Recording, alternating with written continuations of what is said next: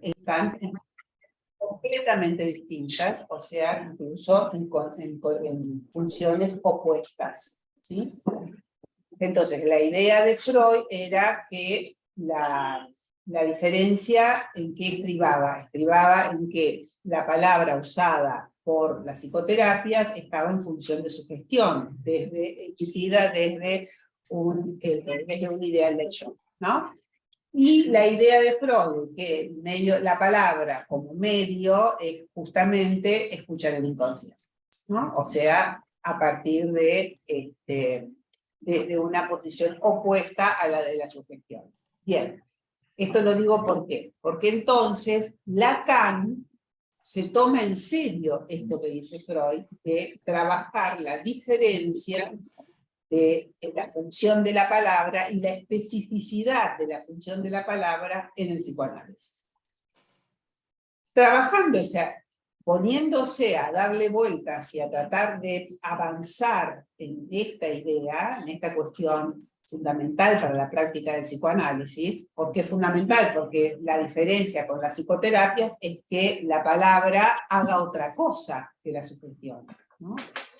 Entonces, tiene dos vías, aborda dos vías, Lacan para darle, digamos, estatuto de qué se trata la palabra como único medio de operación en un análisis, que es, por un lado, la conceptualización del significante, ¿sí? O sea, de qué se trata la palabra en el análisis. Para eso tiene que abordar la cuestión del significante y genera una teoría de la palabra que es distinta de la teoría lingüística, fundamentalmente de la teoría societiana, ¿sí?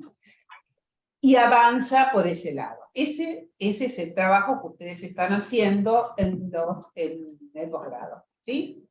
Poder situar y entender la concepción de Lacan del significado. En la medida en que Lacan plantea que el inconsciente está estructurado como un lenguaje, ¿sí? Bien, entonces está la concepción del significante y lo que él trabaja respecto de qué quiere decir que está estructurado como un lenguaje, que él encuentra que a raíz de su trabajo sobre las teorías de Jacobson, que puede demostrar que solamente el lenguaje tiene, la retórica se maneja solamente con dos figuras, que son la metáfora y la metonimia, o sea que Jacobson es un lingüista que es un... Hola, ¿cómo va? ¿Cómo va?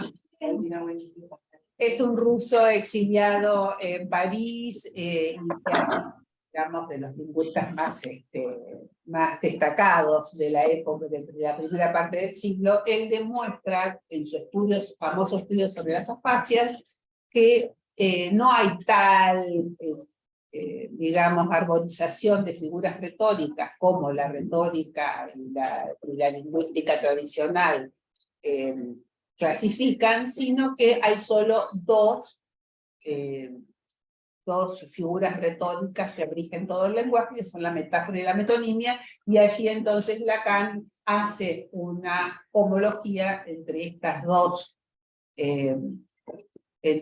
figuras retóricas, basándose en la teoría de Jacobson y el funcionamiento del inconsciente freudiano como en función de condensación y desplazamiento. Bien, esto quiere decir que está estructurado como un lenguaje, ¿sí? Que trabaja los significantes con una racionalidad que podemos encontrar en el lenguaje, ¿sí? Bien, ahora, lo que dice Lacan también, que nosotros tenemos que tener en cuenta y bueno, de allí viene toda su teoría del significante para ver cómo estas dos leyes, ¿no?, organizan lo que él llama el significante, ¿sí?, que no es el signo societario. Bien. Esto es lo que digo que ustedes están desarrollando en el post. Ahora, lo que nos quedó como fuera del programa, una cuestión elemental de que uno tiene que seguir una determinada línea para poder desarrollar los temas en un año, es la otra vertiente con la cual Lacan aborda, o a través de la cual Lacan aborda qué quiere decir, ¿no? O mejor dicho, cuál es, para ser un poco reiterativa, la función de la palabra en un psicoanálisis. Es completamente distinto a cómo funciona en cualquier otro medio. Particularmente a nosotros nos interesa, con relación a Freud, las diferencias con las psicoterapias. Y es que no solo hay lenguaje, ¿sí? Sí, digamos, que no solo hay lenguaje, y que entonces podemos remitir a la estructura del inconsciente, a la racionalidad del inconsciente, sino que hay discurso. ¿Sí? Hay lenguaje, pero que supone un sistema, que supone una racionalidad, un determinado modo de funcionamiento, pero también hay discurso. ¿Qué quiere decir que hay discurso? Y acá es donde entra la cuestión de la enunciación. ¿Sí?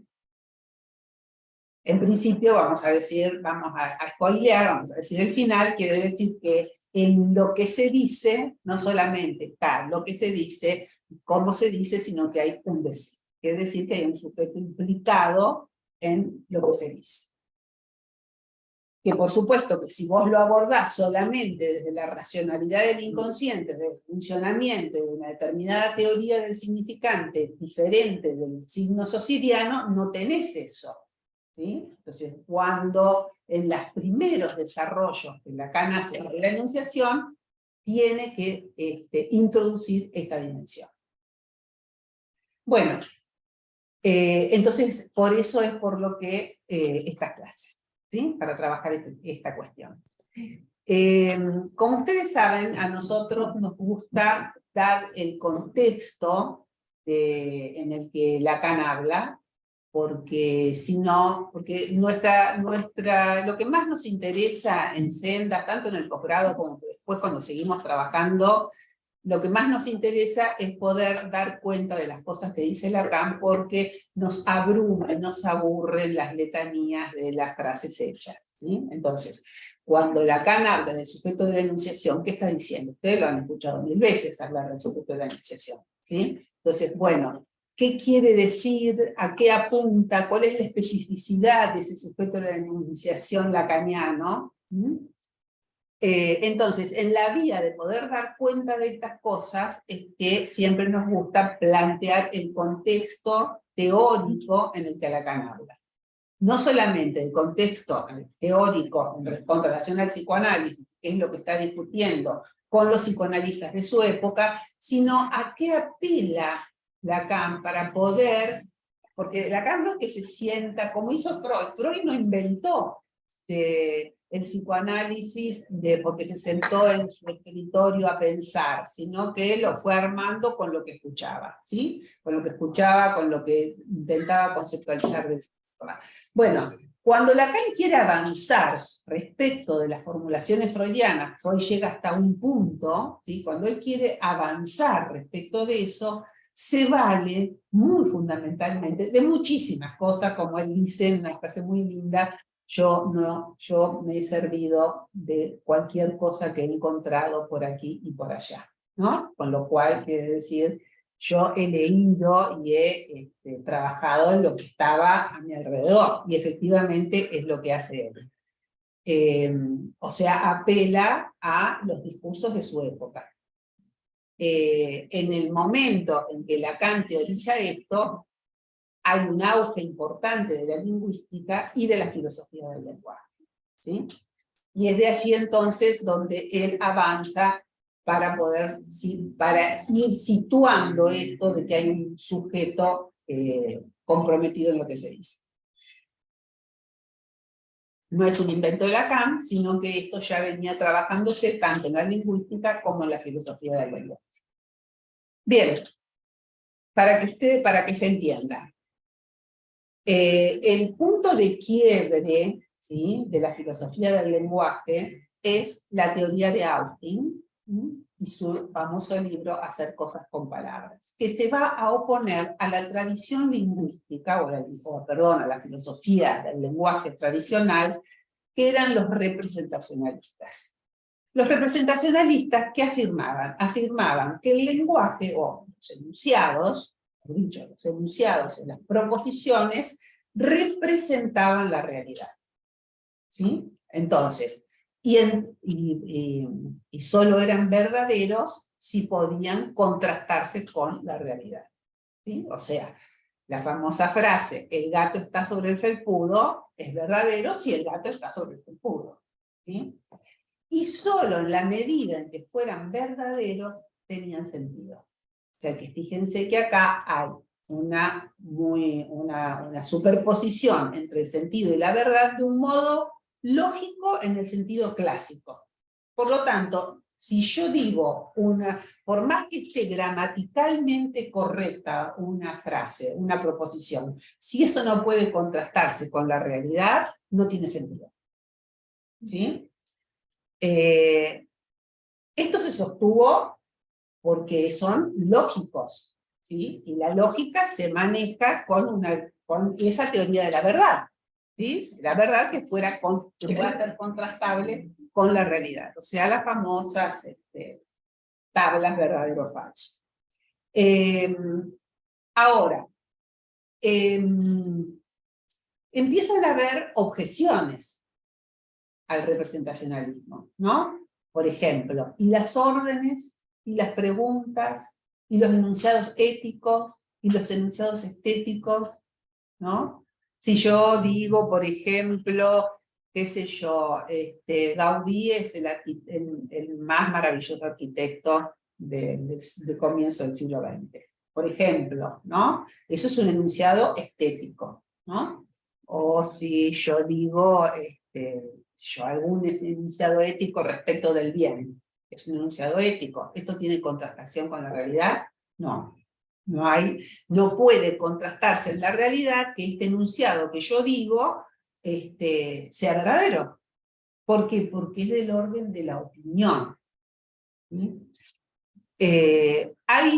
Y las órdenes, ¿no? Cerrar la puerta, o che, el tipo vino, ¿no? Que no tienen contrastación con la realidad. Por lo tanto, ahí se les empieza a complicar, ¿sí? las cuestiones a los representacionalistas.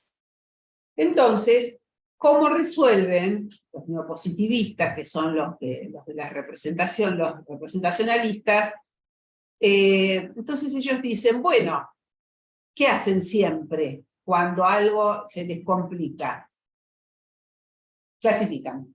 Eso es típico, ¿sí? Cuando a una teoría se le complica algo por una objeción, clasifican. Entonces dice, bueno, resulta que tenemos las funciones cognitivas del lenguaje que representan y las instrumentales, ¿sí? Que son aquellas que dicen la opinión, que se usan en el lenguaje para dar una opinión, por ejemplo, ¿no? O para generar algún tipo de enunciado que depende de la instrumentalización que hace el que habla, ¿no? Ahora,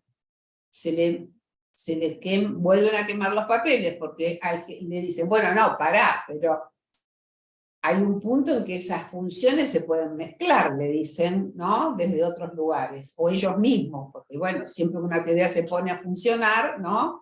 Hay gente que hay gente que la usa sin cuestionarse y hay gente que cuestionarla.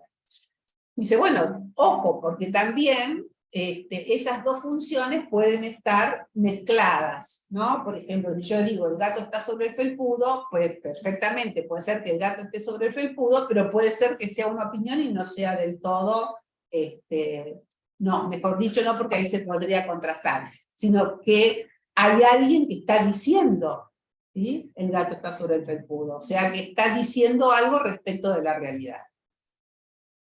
Igual los neopositivistas se mantienen en sus 13 hasta que aparece Austin. Austin, justamente, lo que le importa es cuestionar la teoría representacionalista del lenguaje. Pero no solo para decir para plantear que no es estricta, digamos, esta diferencia que hacen los representacionalistas, los neopositivistas, etcétera, sino para decir que hay una dimensión del lenguaje que la teoría cognitiva del lenguaje desconsidera completamente, ¿no?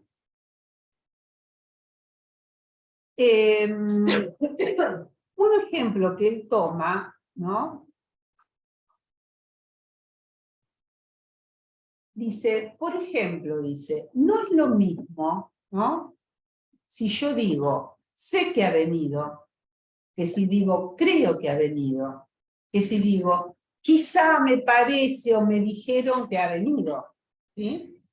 Entonces, probablemente ha venido él, pero no es lo mismo para el que habla y para el enunciado pronunciado si digo que sé, que estoy seguro, si digo que creo, si digo que me dijeron, si, ¿entiende? Entonces, ahí le está dando una función importante, o digamos relevancia, mejor dicho, a que un enunciado tiene sentido diferente según cómo se formule, quién lo formule, de qué manera se formule. Entonces ahí empieza a separarse el sentido de la verdad, en el sentido lógico, ¿sí? No en el sentido en que nosotros trabajamos el tema de la verdad. O sea, ya el sentido empieza Austin a decir, no va a depender exclusivamente de si puede verificarse o no. ¿Sí? ¿Me siguen hasta ahora? Bien, pero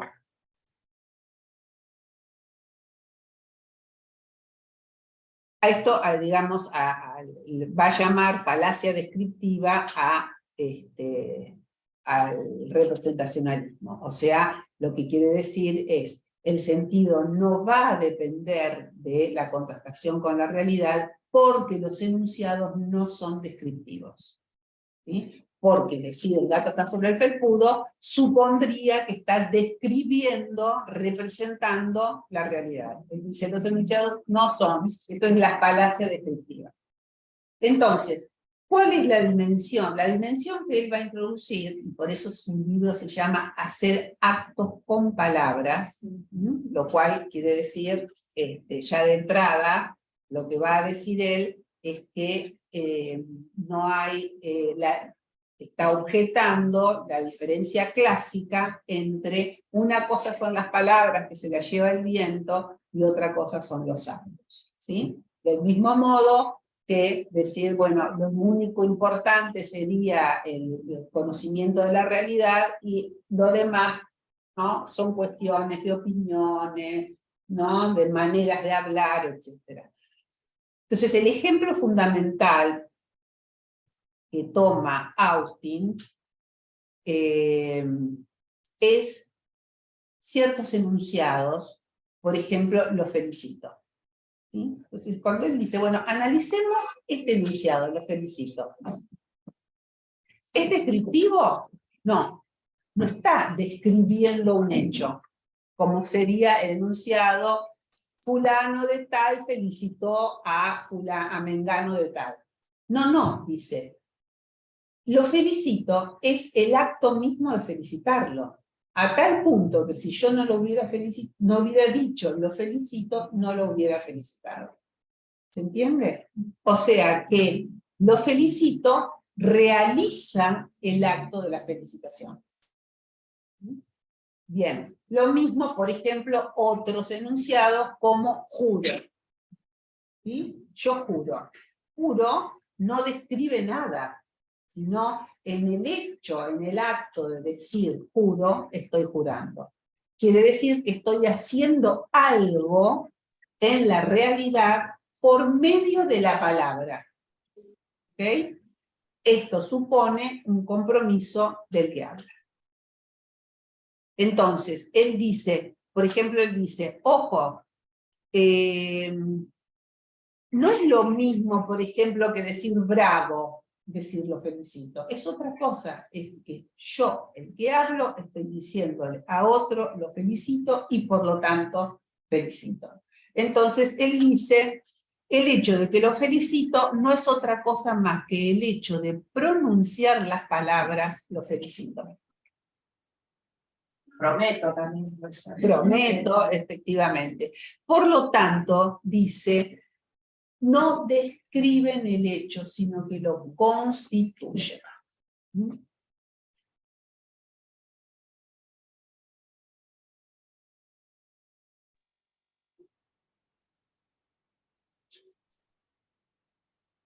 Cosita que agrega Austin, que a mí me gusta citarla, es que él dice, entender esto, ¿sí?, no solamente cuestiona decididamente la teoría representacionalista, sino que introduce una nueva manera de pensar el lenguaje, ¿no? E incluso nos hace dudar respecto de mantener la diferencia entre los enunciados cognitivos que representan y los otros enunciados. Porque dice, a ver, es cierto que si yo digo el gato está sobre el felpudo, puedo ir a constatar si está o no está. Pero al mismo tiempo hay un acto que está diciendo el gato está sobre el felpudo. Hay un acto de palabra, ¿sí?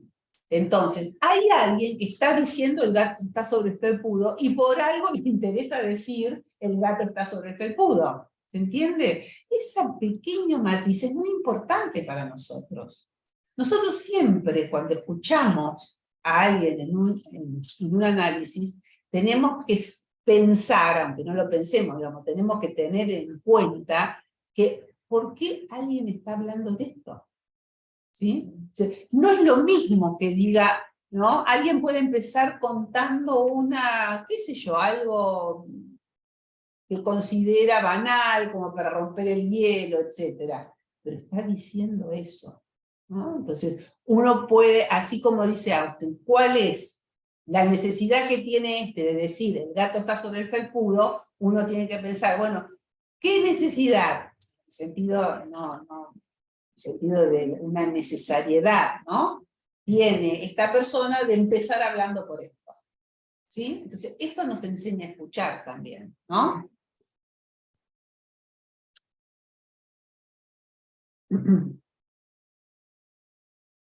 Perfecto. Entonces, acá, ¿qué es lo que introduce Austin? Introduce una dimensión distinta, que es no solamente hay enunciado, sino que hay enunciación.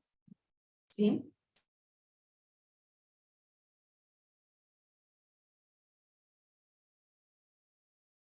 O sea, está el enunciado, el gato está sobre el felpudo, pero está la enunciación mezclado ahí. Hay alguien que está diciendo el gato está sobre el felpudo.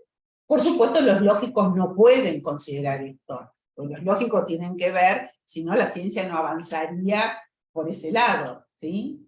Tienen que saber si algo es verdadero o falso, si, qué sé yo, si el planeta está en el cálculo que la matemática dijo, ponele, ¿no?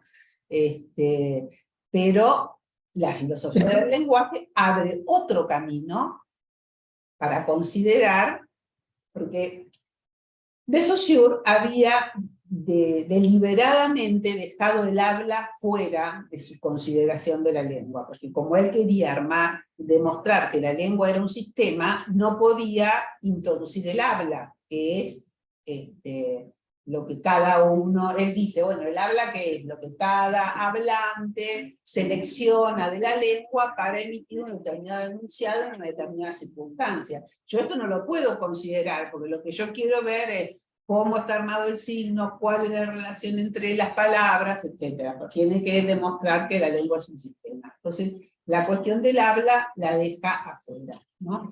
Por el lado de la enunciación, nosotros, de alguna manera, digamos, esta corriente de la filosofía del lenguaje, de la lingüística, trae, ¿sí?, a colación y a escena el hecho de que no solamente hay enunciados, sino que hay quien enuncia, ¿sí?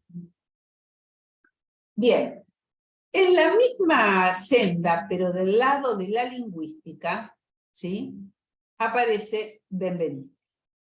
que es el que más trabaja, digamos, Austin trabaja más por el lado de lo felicito, Benveniste toma más específicamente el enunciado yo juro, ¿no?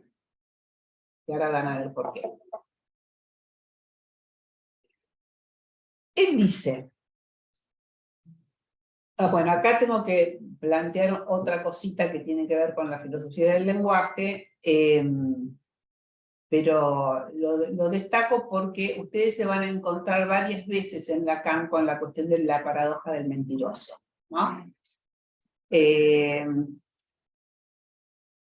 la lingüística, en la filosofía del lenguaje y en la lingüística más tradicional, los enunciados que eran autorreferenciales, ¿sí? Ahora vamos a ver qué quiere decir, conducían para la filosofía del lenguaje a paradojas, ¿sí? O sea, por ejemplo, el ejemplo supremo es yo miento, ¿sí? Yo miento es autorreferencial, porque está refiriendo a algo que el que habla conduce a la paradoja, ¿no? Porque si miento, estoy diciendo la verdad, y si digo la verdad, no miento, ¿sí? Es interesante, ¿por qué? Porque Benveniste, a pesar de ser un tipo inteligentísimo, introduce una serie de cuestiones muy interesantes. Lamentablemente estas referencias ya no son comunes en la gente que trabaja Lacan, pero sí en mi época leíamos mucho todos los lingüistas, y son son muy atractivos. Ellos andan en sus cositas de los significantes y de resolver cuestiones que tienen que ver con su campo, pero la verdad que son copados. Lo mismo que los estructuralistas, Levi Strauss, etc. Lamentablemente ya no es, ¿no?, común encontrar que los psicoanalistas se sientan en la necesidad de ir a leer estas cosas para poder entender, por ejemplo, el significante en Lacan, ¿no?, o su teoría del discurso. Pero la verdad es que deberíamos hacerlo.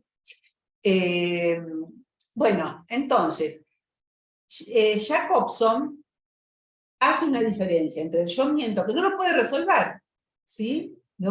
Sin embargo, Lacan sí. Y ahora vamos a ver cómo. Sí, Benveniste dice que yo juro es autorreferencial, pero que no es paradójico, no es paradójico, no usa paradoja. Claro, en cambio, deja el yo miento como una concesión a la filosofía del lenguaje, porque ahí no lo puede resolver, ¿no? Pero él dice, yo juro en cambio no, porque no remite a nada, sino simplemente realiza. ¿Sí? Bien. Entonces, es toda la cuestión de los realizativos. Remite a los realizativos austinianos, ¿no? Y, perdón, se me saltó algo. Austin llama entonces a estos tipos de enunciados que realizan actos, los llama realizativos o performativos, que es otra palabra que van a encontrar en Lacan a menudo. Bien. Y los ejemplos clásicos son te bautizo, yo lego bien a mi hermano, ¿no? O por este acto bautizo este barco. O sea, todas esas series de enunciados que realizan algo.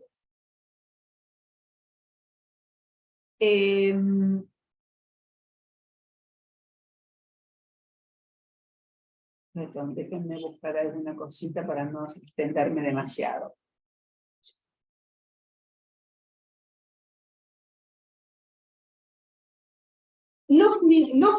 Digamos, tanto Austin como Benveniste de la lingüística, sin embargo, no pueden dejar del todo, no pueden dejar de considerar que porque hay una concesión a la lógica, hablando de concesiones, de que efectivamente hay enunciados que son constatativos, dicen ellos, ¿no? porque, bueno, pueden constatarse en la realidad. Ahora bien,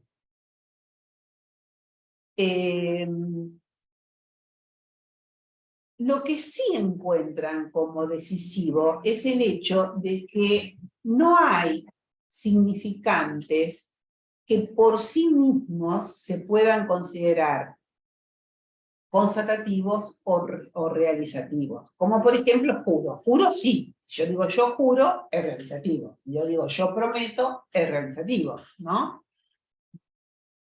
Pero, ¿qué pasa con determinados significantes? ¿No? Por ejemplo, entro. ¿Sí? Puede ser constatativo, ¿no? Porque estoy entrando, pero hay otros casos, dice, por ejemplo, si yo digo, si se está jugando algo y alguien dice entro, allí estoy realizando con esa palabra el hecho de que me comprometo a jugar. ¿Se entiende? Lo que quiere decir con esto es que yo no puedo hacer una clasificación por el significado de las palabras. ¿Sí? O sea que el significado de las palabras mismas no implica que tengan una función o que tengan otra. Bueno, ¿por qué digo esto? Porque esto es lo que Lacan va decididamente a considerar como la característica del significante, que todo significante es realizativo. Y esto no es más que leer Freud a la letra. No es más, perdón. Quiero decir, va de la mano de leer Freud a la letra. Cuando Freud dice que el recuerdo es una construcción, está diciendo esto. A mí, como psicoanalista, lo dijimos 1000 veces, perdón que sea reiterativa, no me interesa si lo que está diciendo le ocurrió en la infancia, porque primero que el pasado está perdido, ese es nuestro punto de partida, segundo que no es nuestra función ir a hablar con la mamá a ver si las cosas pasaron como dice, ¿se entiende? Entonces, alguien puede estar describiendo en el enunciado, digamos, describiendo aparentemente un hecho de su infancia, pero ¿qué dice Freud? No, no es una descripción, está construyendo su historia.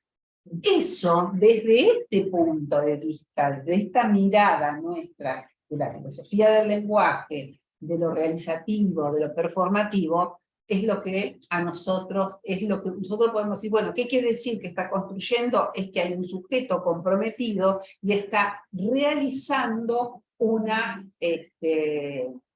está, bueno, construyendo una realidad, ¿sí? Que es la de ese recuerdo. Y esto es lo que a nosotros nos interesa. No nos interesa si está describiendo algo de su infancia, sino lo que nos interesa seguir escuchando es de qué manera transforma al que lo dice decir eso. ¿Sí?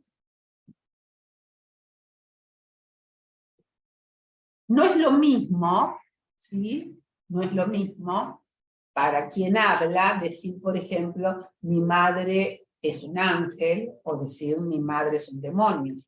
¿Sí? Nosotros no sabemos si la madre es un ángel o es un demonio. Lo que importa es el efecto que tiene sobre el que habla decir que la madre es un ángel o que la madre es un demonio. ¿Ok? Entonces, acá viene la cuestión de, bueno, hay mucho para hablar, pero habría que...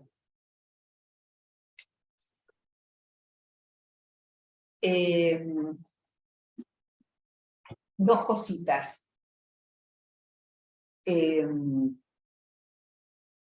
Entonces, ¿cómo resuelve? Por ejemplo, Austin dice, bueno, entonces yo cómo voy a... Están estos que son realizativos, un poquito más de agua, sí. Que están, bueno, los realizativos, ya ha corrido agua bajo el puente, pensamos que a veces es indiscernible si es realizativo o es constatativo, que no depende del significado de las palabras, etc., ¿no?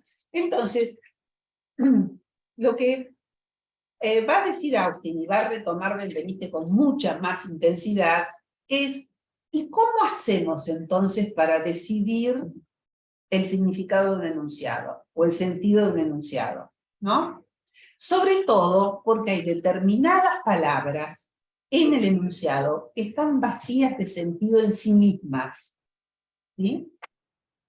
Por ejemplo, decir, estoy aquí junto al fuego. ¿Qué es aquí? Aquí es distinto. Si estoy yo al lado de la estufa, si estoy al lado de un incendio que se está devorando mi casa, si es un incendio que estoy mirando por, ¿no?, de curioso, o si es Descartes que está leyendo al lado de la chimenea. Entonces, hay determinados elementos del lenguaje, ¿sí?, y del enunciado que en sí mismos están vacíos de sentido y que remiten ¿a qué? Remiten al contexto de la enunciación. ¿Sí? ¿Me siguen? ¿Vamos? Bien. Después les mando mi clase escrita para que ustedes la repasen. Entonces, tenemos, no tengo, ¿no? Sí. ¿Hay marcado? No. Allá hay un año para... ¿Funciona? Estamos bien. Dígame.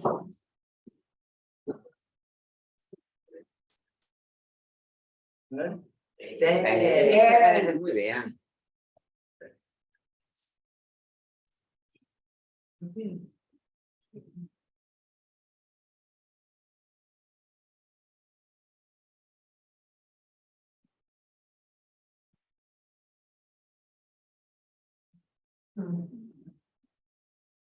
O sea que yo, para saber el sentido de aquí, tengo que remitirme al contexto de la enunciación. No hay manera, ¿sí? Entonces, y va a ser completamente distinto el sentido de la frase según quién lo dice, en qué momento lo dice y de qué manera lo dice, ¿sí? Entonces, ¿quién? ¿Cuándo? ¿Dónde? E incluso el tono. ¿Sí? Entonces, incluso el sentido de una frase no va a ser lo mismo, por ejemplo, que si lo digo enojado, si lo digo en tono de pregunta, si lo digo en tono de ruego, ¿sí? ¿Ven cómo se va como complicando la cuestión y complejizando? Y sigo estando en el nivel de la lingüística, ¿sí? De la filosofía del lenguaje y de la lingüística. Entonces, estos elementos vacíos de sentido son, ustedes lo habrán leído un montón de veces, los famosos chillers. O embragadores. ¿Por qué embragadores? Embrague, ¿sí? Embragadores. Son esos elementos, y acá está la cuestión, transforman el lenguaje en discurso.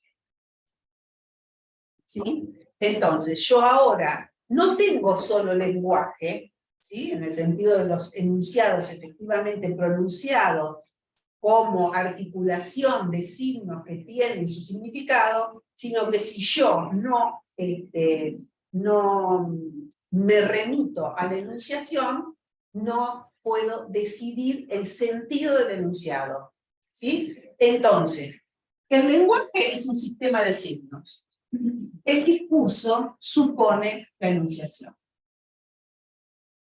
¿Sí? Son dos cosas distintas. ¿Me entienden? Bien. Entonces. Me faltaba esto. ¿Cuál es? Dice Benveniste.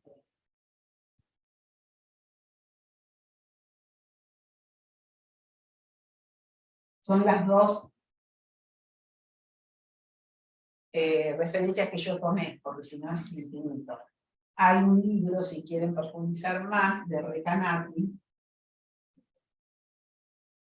que hace un trabajo maravilloso sobre la filosofía del lenguaje. Bueno, para trabajar esto. Pero es muchísimo más complicado, tendríamos que sentarnos a leerlo, ¿no? ¿Cuál es el chiste fundamental? Dice Benveniste. El yo. ¿Sí? O sea, ¿quién es yo? No hay una entidad que sea yo. ¿Sí? Yo es el sujeto que dice yo. ¿Mm? O sea, aquel que toma la palabra es yo. En francés, je. Entonces, ¿cómo lo dice muy lindo Benveniste? Dice, es necesario distinguir el lenguaje del acto del discurso, ya que el discurso es el lenguaje puesto en acto. ¿Sí? Y acto ya sabemos lo que quiere decir. Realizativos, ¿sí? Performativos.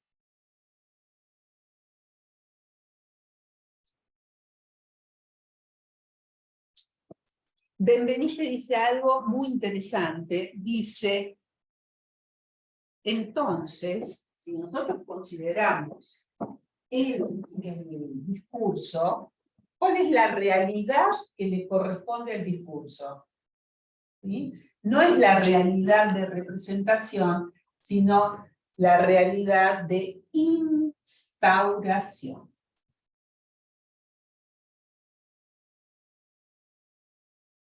Entonces, resulta que el lenguaje instaura la realidad. Por supuesto que ellos siguen considerando que esto va al lado de los constatativos, o sea, porque no pueden decir no hay realidad constatable, ¿no?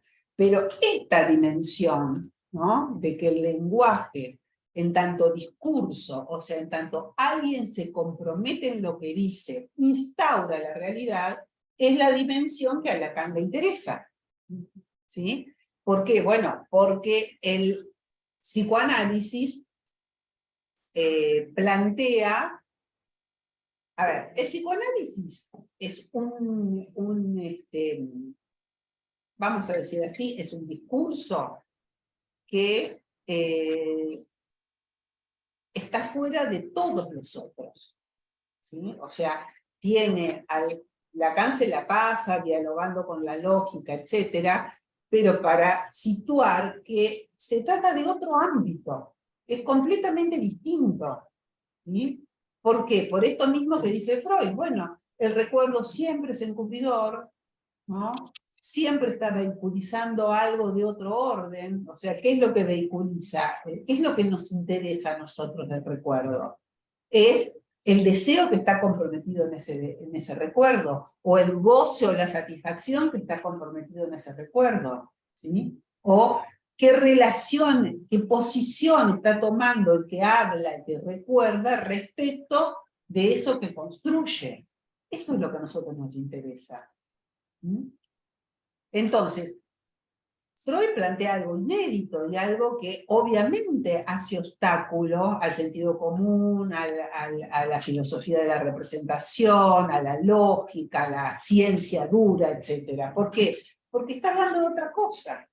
Está hablando del deseo, está hablando de la satisfacción, está hablando del síntoma, está hablando de otra cosa. A mí lo que me interesa es, ¿no? Que viene de otro lado, ¿sí? Claramente, ¿qué me interesa? Escuchar el deseo que está articulado o que, digamos, transmite ese síntoma o ese recuerdo. Por eso, por lo que Freud, con esa inteligencia maravillosa, puede decirle a Dora, ¿y tú qué responsabilidad tienes en esto de que te quejas? ¿Sí? Porque si él podía pensar que efectivamente había sido la víctima de todas las tramoyas entre el padre y la señora K, bueno, pobre chica, etcétera. Pero ¿qué es lo que le dice? Bueno, ¿qué tenés que ver vos con esto que me estás diciendo a mí? ¿Sí? Probablemente fuiste víctima de toda la tramoya que se armó entre ellos. Bueno, no víctima, digamos, estuvo en juego esto en todo lo que te pasa. Pero vos qué tenés que ver con esto cuando me lo contás a mí, y es muy importante, el contexto de la transferencia. Nunca podemos olvidar que cuando alguien habla en transferencia. Y que habla en transferencia quiere decir que hay algo que lo pulsa a decir eso en ese momento de un análisis. ¿Sí? Bien. Entonces, volviendo al tema,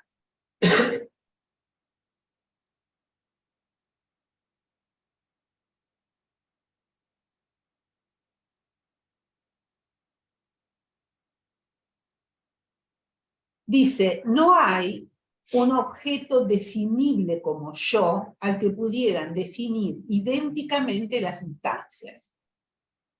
¿Cuál es la realidad a la que se refiere yo o tú? Los pronombres, pero fundamentalmente el yo. ¿Cuál es la realidad a la que refieren? Una realidad de discurso, que es una cosa muy singular. Yo no puede ser definido sino en términos de locución. La forma yo no tiene existencia lingüística más que en el acto de discurso que la profiere. ¿Se entiende? O sea, yo no remite a nada, ¿no? Cuando alguien en análisis dice, yo soy una buena persona, yo soy lo que fuere, ¿no? No refiere a nada, y tampoco podemos concluir que el significado de ese enunciado es que es una buena persona. Lo único que podemos considerar es que hay alguien que está diciendo, yo soy una buena persona en el análisis y en el contexto discursivo de su análisis y de su configuración sintomática. ¿Está? Bueno.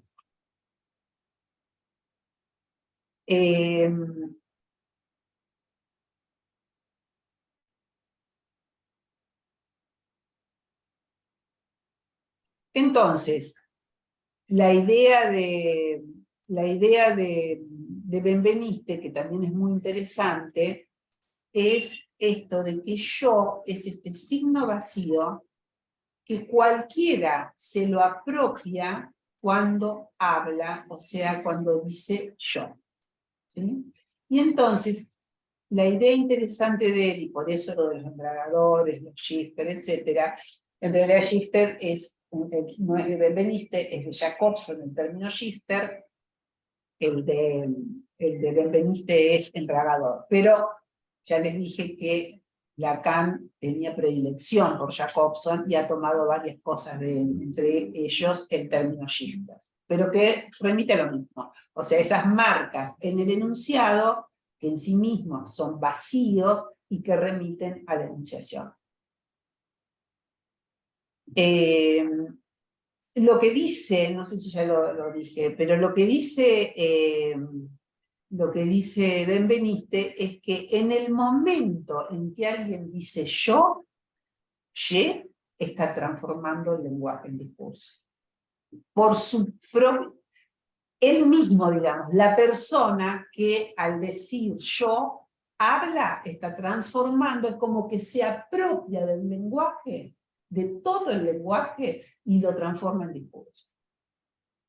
¿Sí? Que lo transforma en discurso quiere decir que se está comprometiendo en lo que dice. ¿Sí?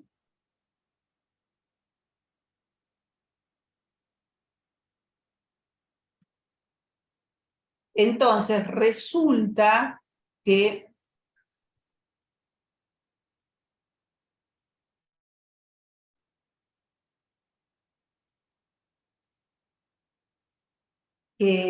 bueno, que ya es absolutamente concluyente la necesidad de situar, de considerar la enunciación como acto de enunciación en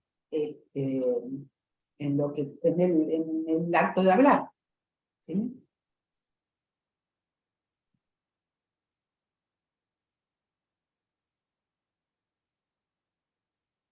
Entonces, no habrá manera ya, y esto es concluyente para los lingüistas y para los filósofos del lenguaje, es concluyente que ya no se puede, ¿sí? No estoy hablando de la mera lógica, ¿sí? Sino para la filosofía del lenguaje y para la lingüística, que ya no hay manera de considerar el lenguaje sin considerar que no solamente el lenguaje, sino que el discurso, y que necesariamente de lo que se trata es de eso, de que hay acto de discurso. Por lo tanto, no solamente hay enunciado, sino que hay enunciación. De ahí provinieron toda una serie de elaboraciones posteriores de los lingüistas de la textualidad, etcétera, etcétera, ¿no? Que caracterizaron la teoría lingüística de mediados del siglo XX en adelante. Bueno, ahora bien, ¿hasta acá vamos? Preguntas.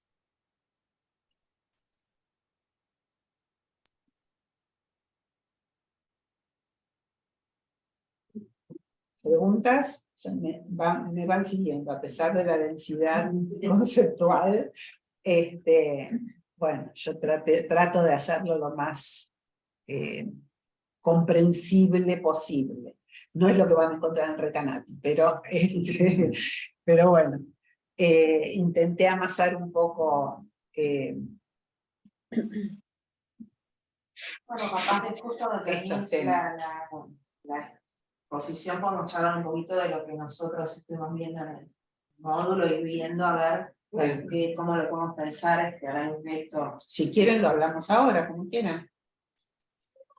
Bueno, porque como no todavía no desarrollaste la psicoanálisis, pero bueno, solo para dejarlo planteado, nosotros trabajamos, por ejemplo, en la misión de Estela, todo el escrito de Freud sobre construcciones, ¿no? que aludía mucho a esta cuestión de lo que se produce y lo que se instaura en algún punto a partir de la interpretación, ¿no? ¿Se acuerdan de la conjetura y la convicción?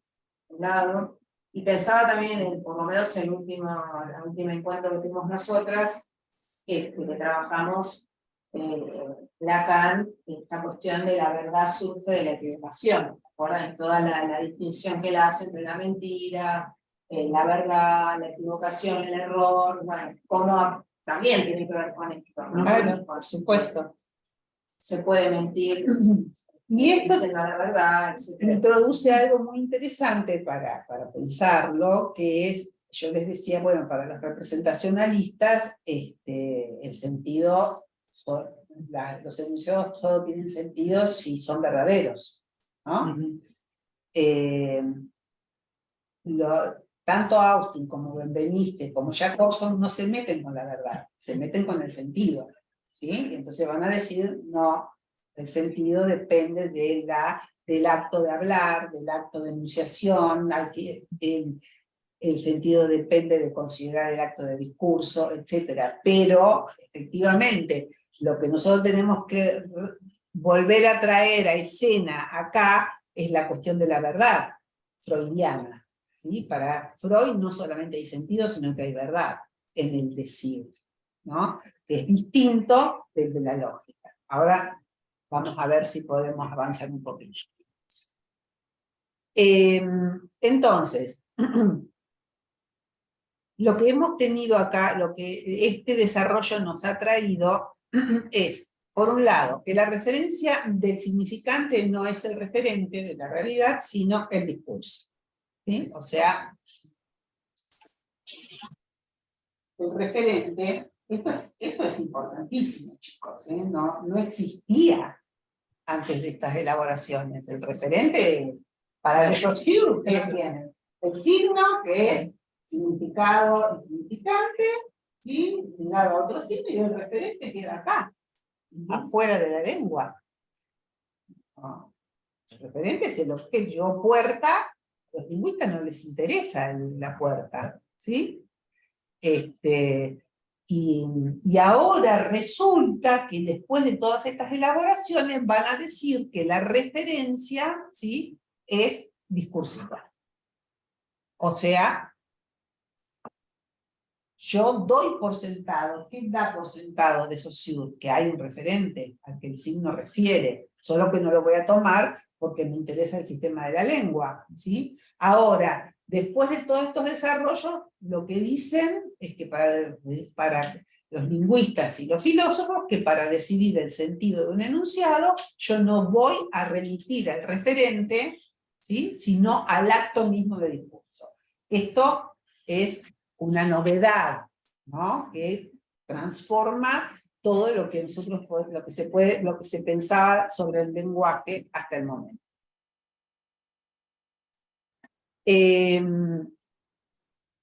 Por otro lado, el hecho de que entonces el referente es el discurso, y no solo hay un dicho, sino que hay un decir, ¿sí?, y que es importante considerar acá entonces, por esto mismo, porque en el dicho hay un decir, o sea, hay un acto que instaura una realidad, sí, instaura una realidad, por eso el mito lo llama realidad de instauración, o sea, que hay un sujeto comprometido que lo dice por el acto de decir. ¿Ok? Bien. Lacan aprovecha esto, toma esto, decide que esto es lo que tiene que ver con el psicoanálisis. Lo que hay que considerar en esto para pensar lo que decía Freud, que es el único medio que tenemos, pero que es absolutamente específica la función de este medio, ¿no? Pero bueno, ¿cuáles son las diferencias? La pregunta es quién es el sujeto que habla. Exacto.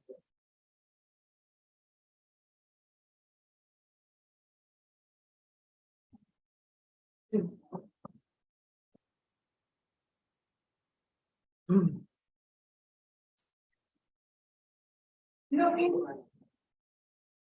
subyace, no es explícito, ¿sí?, pero subyace a estas teorizaciones, y acá está la diferencia con Lacan, es que lo que no rompen estos teóricos es la cuestión de que este acto de discurso, este acto de decir, etcétera, está sin embargo dentro de lo que nosotros, digo, esto no es un término de ellos, pero para que ustedes entiendan, de lo que nosotros podríamos considerar la teoría de la comunicación.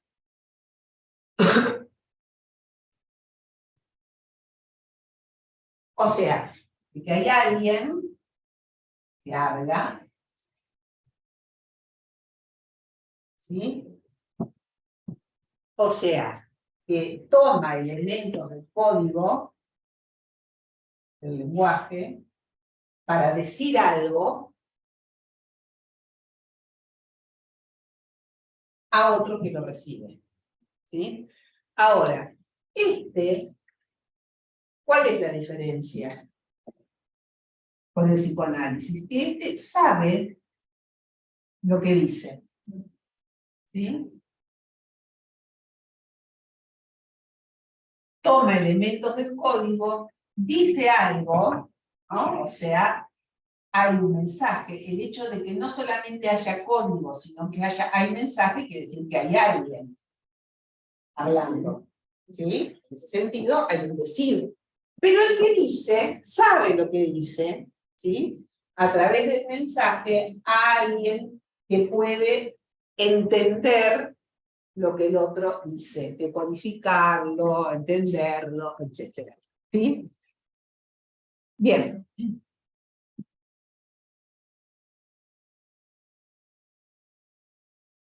Y lo que dice Lacan es que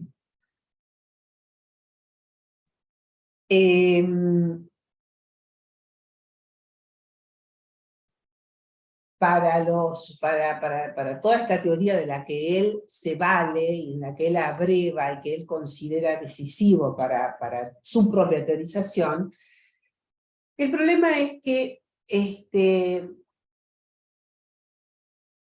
el yo que está en el enunciado significa el yo del discurso, ¿sí? O sea, de aquel que dice yo, en tanto habla actualmente. En cambio, ¿qué es lo que nos muestra Freud? ¿Qué es lo que dice Freud? No, dice Freud. ¿Quién habla? El inconsciente. ¿Sí? Entonces, dice Lacan, el mensaje viene del otro. ¿Sí? El mensaje viene del otro. El grafo, ¿no? O sea, y entonces, ¿quién es el que habla? El que habla es aquel que no sabe lo que dice, porque el mensaje viene del otro, viene del inconsciente, pero que no puede sino hacerse cargo de lo que dice.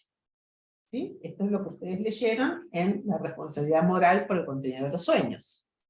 ¿Sí? El mensaje viene del otro, pero el que habla tiene que hacerse responsable de lo que no sabe que dice, de lo que no quiere decir y de aquello de lo que es hablado. ¿Sí? Entonces, resulta que el sujeto del que sitúa Lacan en el acto de enunciación, ese que es el que no puede desentenderse de que dice algo, a pesar de que no sabe lo que dice. ¿Sí? Nosotros, ¿qué tenemos que hacer? ¿Cuál es el sujeto? ¿El sujeto es el que está hablando? No. ¿El sujeto es el inconsciente? No. El inconsciente es el otro. El sujeto es aquel que atribuimos al acto de discurso.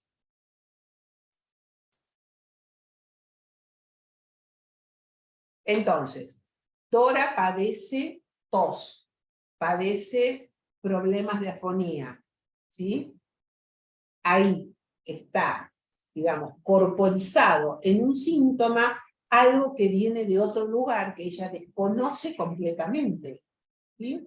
Ahora, cuando Freud le dice qué responsabilidades tienes, etcétera, es que la convoca a que diga algo de aquello que padece y que se haga cargo de su síntoma. ¿Sí? Lo mismo con la responsabilidad moral por el contenido de los sueños. Entonces, pero, señor Freud, si yo estaba dormido, ¿no?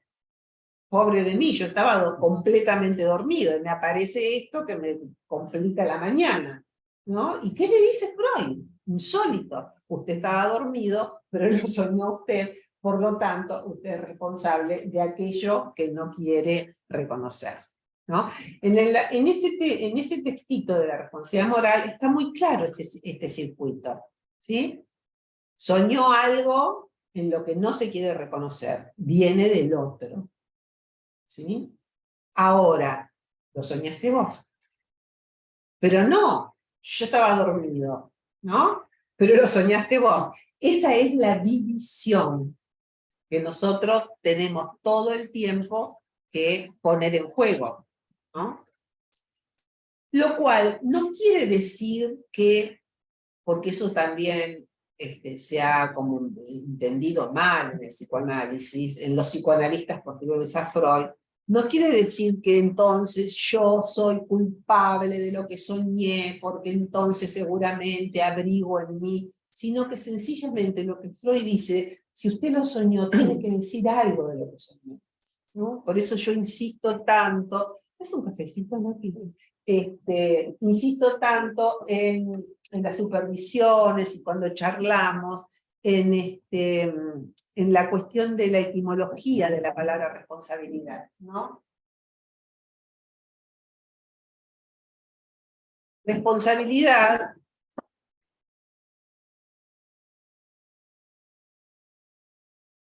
proviene de responder.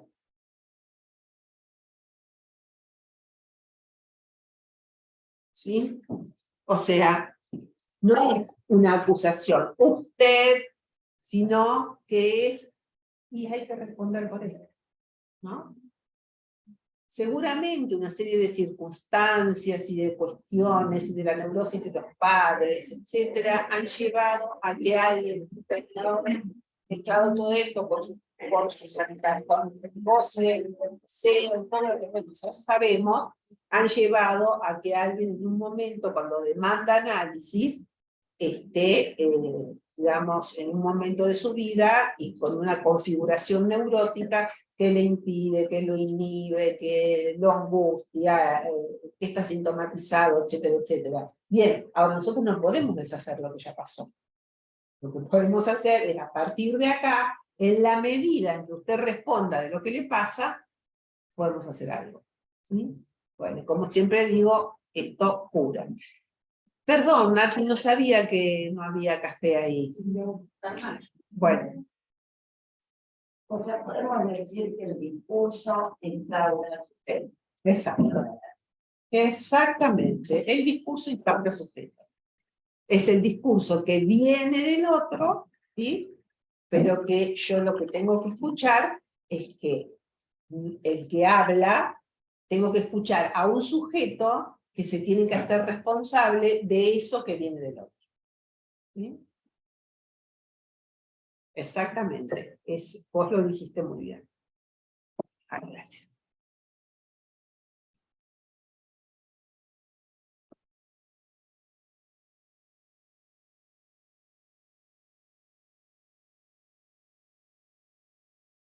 Entonces, ¿qué es el ye para Lacan? ¿Sí? El ye para Lacan es el shifter, por excelencia, ¿no? Lo que él dice todo el tiempo es la marca en el enunciado de la enunciación. ¿Sí? No es en sí mismo el ye mismo el sujeto de la enunciación, sino la marca. Se le llama sujeto de la enunciación a esto, digamos, a la marca en el enunciado de la enunciación. Lo cual implica ya una división entre lo que creo que digo, ¿sí? Y el hecho de estar diciéndolo. ¿Sí? Como yo no sé cómo decidirían, a ver, espera que me estoy enredando un poco, espera. Está muy claro cuando veíamos el periodo de figuración del sueño. Claro, por eso, sí, ese texto es una joya. Se figuran. Esto es una joya y por eso lo puse, porque es exactamente, remite a esto. ¿Sí? La intuición de Freud. Chicos, imagínense que el tipo era un neurólogo que tenía que resolverle los problemas a los que venían a atenderse con él, que obviamente, y él no tenía referencia científica para eso. O sea, no solo se dio cuenta de cómo estaba armando el síntoma, no solo armó toda la teoría, sino que fue dejando lo que escuchaba, lo ponía en un texto, ¿no? Había algo que no terminaba de poder teorizarlo, darle cuerpo teórico, pero él te dejaba el texto para, porque necesitaba decirlo, ¿no? Necesitaba decir algo que encontró, algo que escuchó, algo que hace la diferencia, ¿no? Por eso yo lamento tanto que en este momento se deje de lado la lectura de Freud, ¿no? Entonces yo por donde andaba, que yo dije me estoy enredando porque, por esto me estoy enredando, porque ¿cuál es entonces? Para los lingüistas es relativamente sencillo plantear el contexto de la enunciación, ¿sí? Porque no es que van a ver si Descartes estaba en el fuego, al lado del fuego, ¿sí? En ese sentido, sino que el contexto de la enunciación aparece en el texto. Por eso el análisis de los enunciados o de la lengua se sustituyó, después de todas estas elaboraciones, en lo que se llamó la lingüística textual, o la lingüística del texto, ¿sí? Que fueron los más evolucionados de la segunda mitad del siglo XX. Ahora se me van los exponentes fundamentales, pero bueno, después se los paso. Kristeva es una de ellas. Julia Kristeva es una de ellas. Bueno, entonces, obviamente es eso. Ahora, para nosotros, por supuesto que también es en qué contexto se va diciendo lo que se dice, pero no podemos no considerar ¿qué cosa? La cuestión del inconsciente. ¿Sí? O sea que para Freud, el que habla no es el que está hablando en ese momento, sino que es el otro, es del inconsciente que proviene el mensaje. Entonces, lo que los lingüistas deciden, digamos, por el contexto de la enunciación, que siempre será el texto consciente que alguien escribió, que alguien dice, etc., para nosotros el contexto de enunciación es inconsciente. Y esta es la diferencia, ¿no? Entonces, el ye del enunciado es el elemento del enunciado que remite a qué enunciación, a la enunciación inconsciente, ¿sí? Porque el que habla es el inconsciente, es el otro con mayúscula. Y ahí está la división.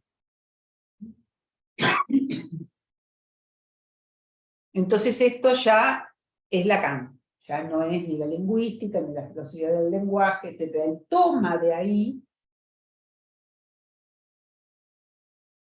todos los elementos, ¿sí? La enunciación, el discurso, el shifter, el ye, todos los elementos los toma de ahí y los transforma en función de qué? El descubrimiento de Freud, que es el inconsciente. Todo esto lo tenemos que considerar, pero tenemos que pensar que la enunciación es inconsciente.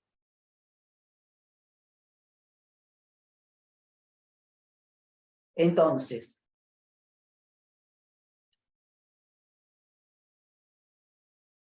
acá tengo una frasecita que lo sintetiza. ¿Qué es el ye entonces para Lacan? Es la marca en el enunciado de una enunciación que debemos suponerle al discurso que se origina en el otro con mayúscula y que no coincide con el yo que habla, en el sentido, ni en el sentido de la segunda tópica, ni el moi como objeto imaginario, ¿sí? Ni tampoco es idéntico al ye de Benveniste y de las lingüísticas, sino que es nada más que su marca. El ye es una marca. Porque para Benveniste es excelente, digamos, es toda una cuestión importante lo que dice, el yo que habla en el momento que dice yo lo transforma en discurso. Lo que dice Lacan no tiene nada que ver con el que habla, porque el mensaje viene del inconsciente, y entonces ese ye es nada más que la marca que hay algo que viene del inconsciente, ¿sí? Por eso nosotros no podemos considerar que uno tiene que pensar que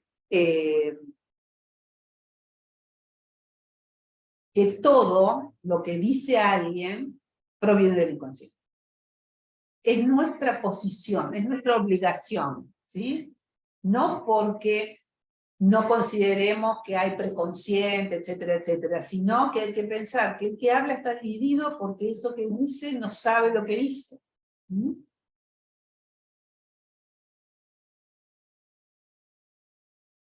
A ver si me siguen con esto, que es otra cuestión lacaniana. El inconsciente pensado así, ¿no?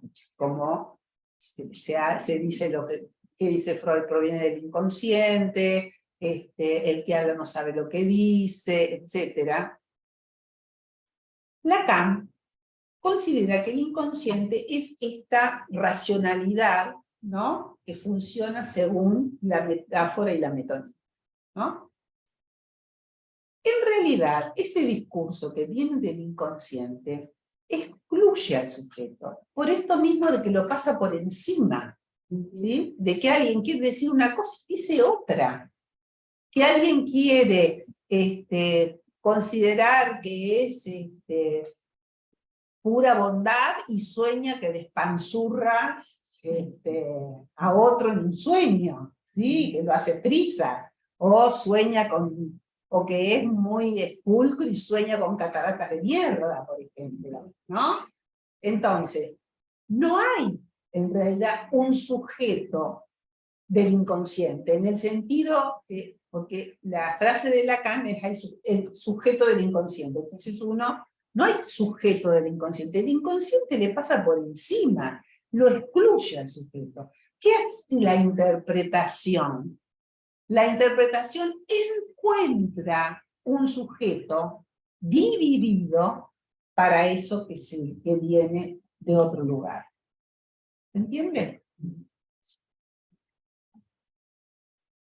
Por eso, ustedes van a encontrar esas famosas expresiones de Lacan de que el sujeto está en fading, ¿sí? Lo han escuchado, lo han leído, ¿no? El sujeto está en fading. Claro. Exactamente. Es un sujeto que vos no podés concretizar en nada, ni siquiera en el y. ¿Sí? Es esto, por eso él después de todas las cosas que hace, ¿no? De S sobre S, S', S, todas las formulitas, en realidad va a decir S1, S2, y acá un agujero con relación al cual se produce una relación entre el sujeto y el objeto. ¿Por qué va a decir esto? Para decir, no hay un sujeto, sino que yo lo que tengo es un significante y otro significante, y lo único que tengo es un significante y otro significante. Esto es un sujeto. Un significante representa un sujeto para otro significante, frase lacaniana, todos lo conocen, no es definición del sujeto, es definición del significante. El sujeto es un efecto de esa articulación significante. No lo puedo pescar en nada, ¿sí? Está en fading, es el hueco en el enunciado, en un análisis, ¿sí?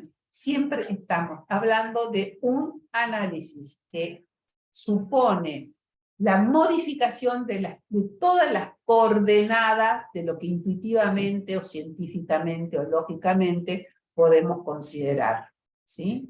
Del hecho de hablar. Por eso es que es un efecto del discurso.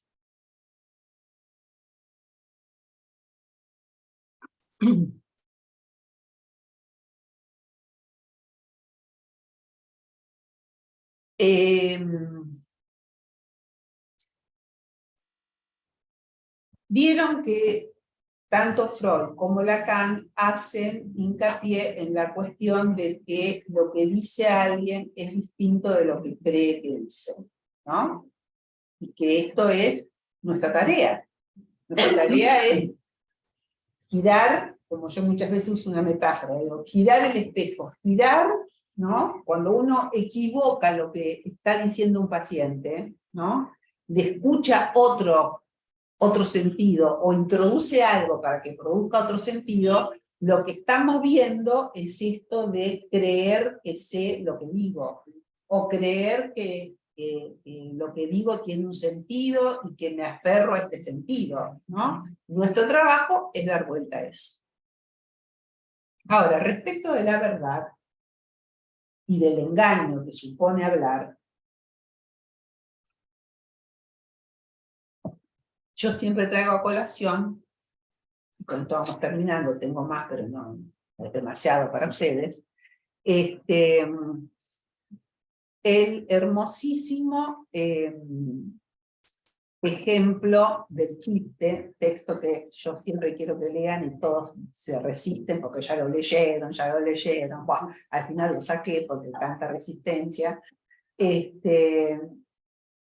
pero seguramente lo conocen, ¿no? El ejemplo de voy a leer, ¿sí?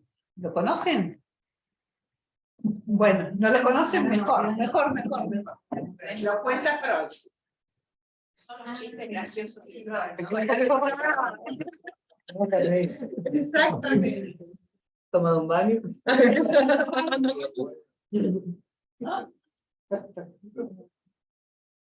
La de los casamentos están buenos. Es así.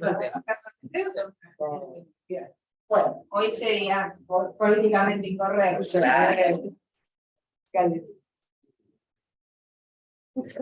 Claro, ¿cómo vas a decir que son? Sí, bueno, es una joya.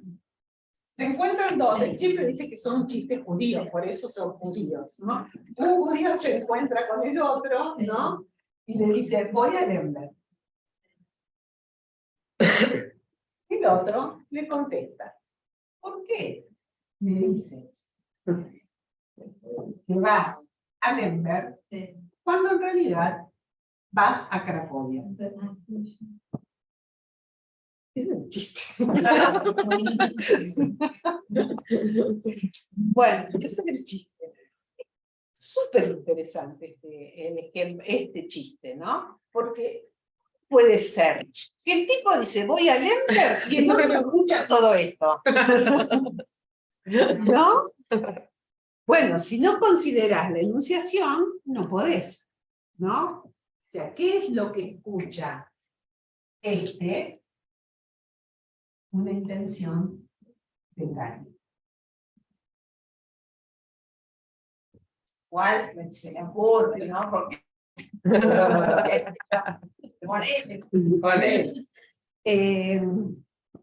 Escucha una intención de engañar, ¿sí? Bueno, entonces, obviamente, Lacan le saca el jugo a esto, ¿no? Entonces dice, ¿qué es esa intención de engañar? La enunciación, ¿sí? Voy a Lemberg. ¿Por qué me decís que te dije voy a Lemberg? Podría decirle el otro, ¿no? Sin embargo, esto lo que muestra es que pesca en el enunciado, el que escucha pesca en el enunciado algo que no está en la enunciación, ¿sí? Y que Freud lo atribuiría al deseo, ¿sí? Hablaría del deseo. Ahora, Lacan lo toma para decir que en todo enunciado hay un engaño, ¿sí?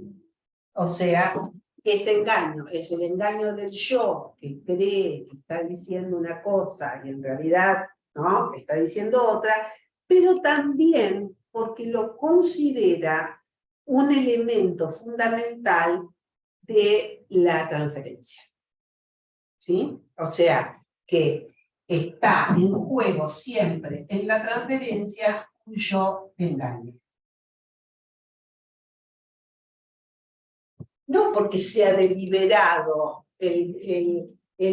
puede ser, ¿sí? Y entonces acá, por eso yo cuando digo que hay que articular la lectura de Freud y de Lacan, es porque siempre quiero demostrar que aparte de todas las originalidades de Lacan, es el lector, supremo lector de Freud, ¿sí? Porque ¿a qué refiere esto, por ejemplo? A la joven homosexual. Ella me engaña, quiere engañarme soñando, ¿sí? Sueños heterosexuales, dice Freud. Y entonces dice, ¿pero cómo? Entonces, el inconsciente engaña. se pregunta Freud, ¿sí?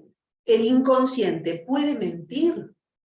Bueno, y es Lacan el que le saca el jugo a estas cosas. Y dice, sí, el inconsciente se ejerce en el sentido del engaño y en el sentido de la mentira. ¿Sí? ¿Para qué? Para disolver la diferencia del sentido común entre verdad y mentira. Y esto también es leer a Freud. Porque cuando Freud describe a Liz y le dice, mis histéricas me mienten y me engañan, pero, ¿qué es lo que concluye Freud? Sí, pero sin embargo dicen la verdad. Entonces Freud disuelve la diferencia entre verdad y mentira. Entonces, lo que dice Lacan es, hay un yo me engaño que está siempre en juego en la transferencia. No porque fuera, insisto, una intención deliberada, aunque puede ocurrir. Ahora, suponete que alguien te mienta. ¿Cómo te das cuenta si te mienten? ¿Sí? Alguien puede mentir en su análisis. La única posibilidad, y nosotros estamos obligados a tomarlo como palabra de verdad. ¿Sí? Y comprometer a alguien con su mentira, se verá qué consecuencias tiene. Alguien puede venir un montón de tiempo después a decir, la verdad es que cuando dije esto estaba mintiendo.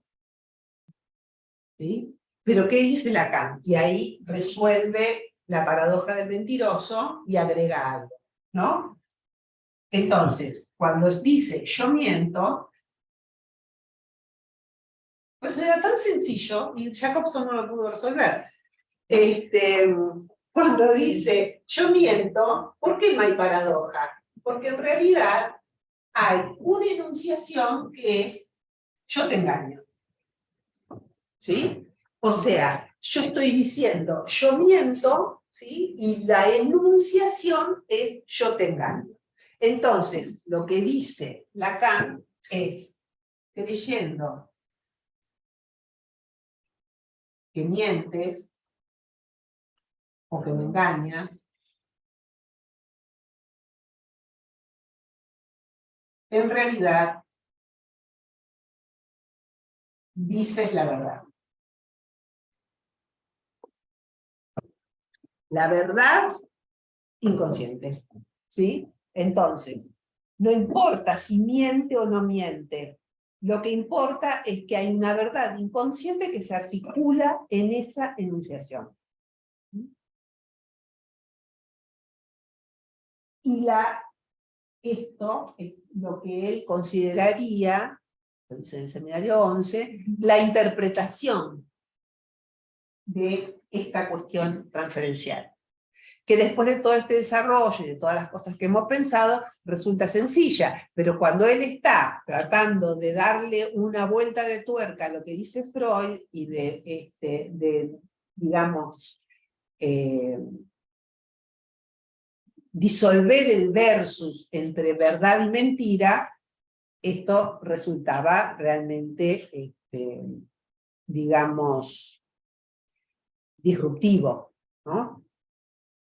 Entonces dice, bueno, lo que pasa es que yo no puedo, esto genera paradoja, dice Lacan, porque estoy considerando nada más que el enunciado, ¿sí?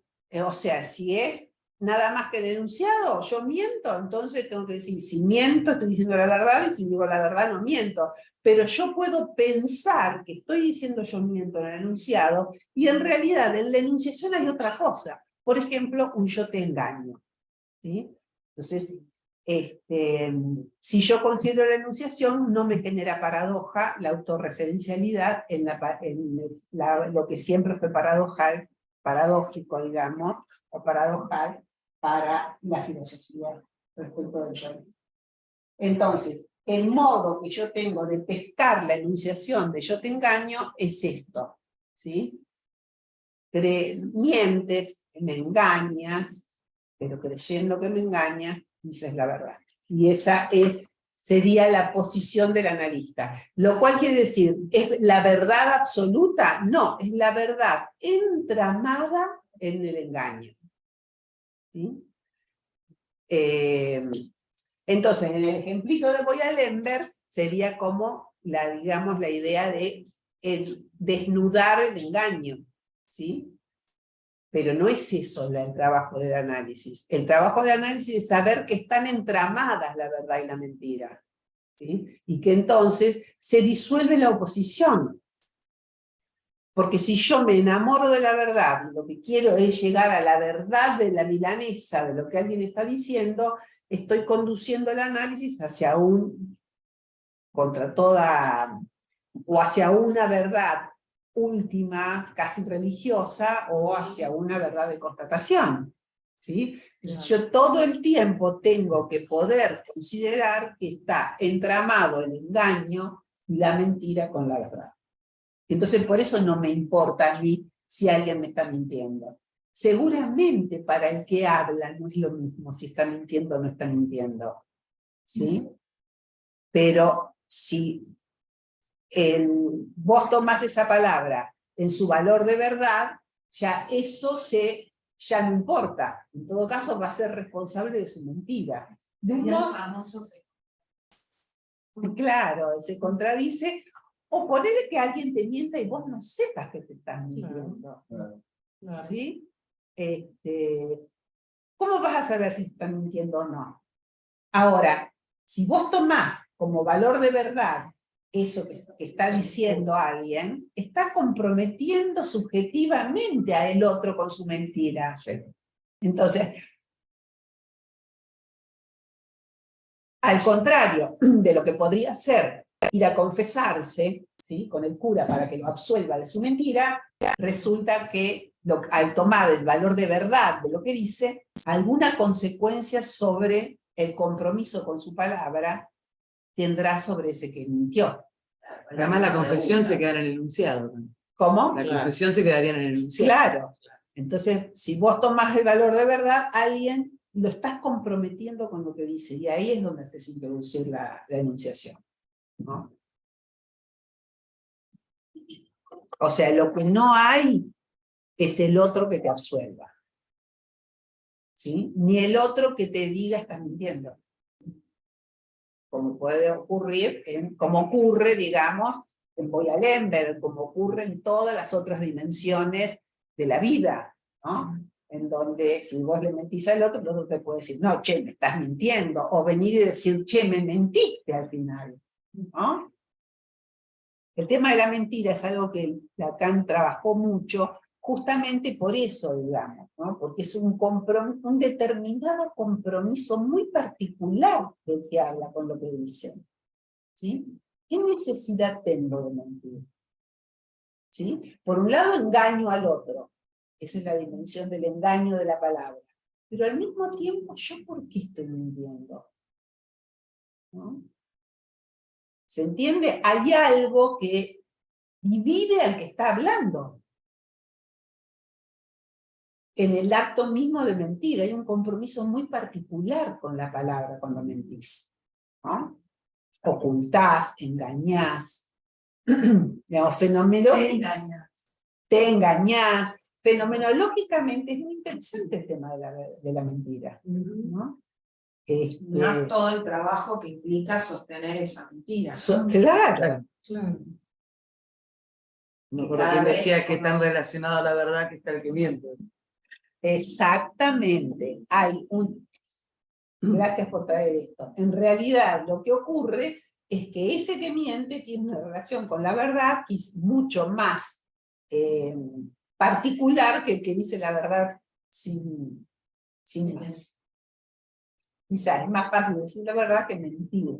¿Y tu relación con la verdad cuál es? Cuando mentís, ¿no? Entonces, si no vas por el lado de la culpa religiosa, ¿no?, de la culpa cristiana por mentir, entonces tenés vos una relación con tu mentira que hay que desplegar, ¿no? Entonces, si el otro lo toma, entonces, él dice Lacan, los no desengañados erran. ¿Sí? Esa frasecita. Los incautos. Los no incautos o los no, sí, los no incautos yerran. Y dije yo, al contrario, el que actúa como un desengañado yerra. El no incauto yerra. ¿Qué quiere decir? No tenemos otra que dejarnos tomar por el engaño. Esa es la operación freudiana con las histéricas. 1895, cuando empieza a escucharla, les cree que todos los padres son unos perversos, y después dice, pero pará, ¿cómo es esto? ¿Todos los padres de este mundo son perversos? ¿No? Entonces, me mienten, me engañan, lo primero que dice es me mienten, pero después dice, bueno, esto tiene un valor de verdad que no podemos contemplar en la oposición verdad-mentira. ¿No? Hay que pensar que no es que ella inventó algo para engañarme a mí, sino que hay algo que viene del otro, que es esta fantasía.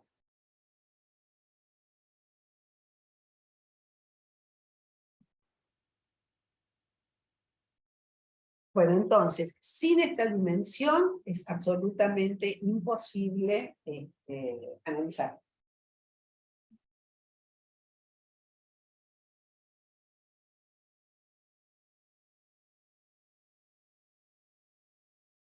Bueno.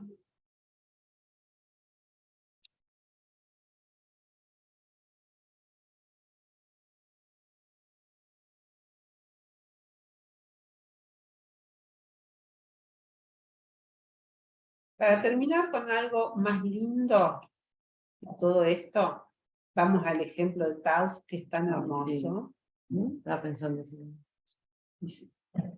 Esta es un ejemplo que está en Psicopatología de la Vida Cotidiana y que no es de Freud, sino que Freud lo recoge de Víctor Taus, que fue un psicoanalista muy inteligente, muy interesante, que se suicida muy joven y que deja este ejemplo que es hermosísimo, ¿no? Lo leo. Es algo que le pasó a él. Como mi novia era cristiana y no quería convertirse al judaísmo, tuve yo que pasarme del judaísmo al cristianismo para poderme casar con ella. Este cambio de confesión lo realicé no sin resistencia interior, pero el fin que con él me proponía conseguir parecía justificarlo. Fíjense el engaño, ¿no? Tanto más cuanto que contra él no podía alegar más que mi exterior pertenencia al culto hebreo, pues carecía de arraigadas convicciones religiosas. Sin embargo, siempre he confesado después pertenecer al judaísmo, y pocos de mis conocidos saben que estoy bautizado. De mi matrimonio me han nacido 2 hijos que han sido bautizados cristianamente. Cuando llegaron a la edad de comprender las cosas, les revelé su ascendencia judía con el fin de que las opiniones antisemitas que pudieran actuar sobre ellos en el colegio no influyeran injustificadamente en su posición ante su padre. Hace algunos años pasaba yo unas vacaciones con mis hijos, que por entonces iban al colegio de primera enseñanza, en casa de la familia de un profesor de dicho colegio. Hallándonos un día merendando con nuestros huéspedes, que en general eran personas amables, la señora de la casa, ignorante de la ascendencia semita de sus inquilinos veraniegos, lanzó algunas duras palabras contra los judíos. Yo, fíjense que hay un ye acá, debía haber tenido el coraje de declarar la verdad, para dar a mis hijos un ejemplo del valor de las propias convicciones. Pero temía las interminables explicaciones que habrían de seguir a mi declaración. Además me cohibía el temor de tener que abandonar quizá el buen hospedaje que habíamos hallado y abreviar así las cortas vacaciones de que podíamos gozar mis hijos y yo en el caso de que nuestros huéspedes enterados del origen judío de sus invitados, cambiaran de pronto para con nosotros. Por lo tanto, callé. Y suponiendo que mis hijos, si presenciaban por más tiempo la conversación, acabarían por descubrir franca y decididamente la verdad, quise alejarlos, enviándolos al jardín. Con esa intención me dirigí a ellos y les dije: vayan al jardín, judíos.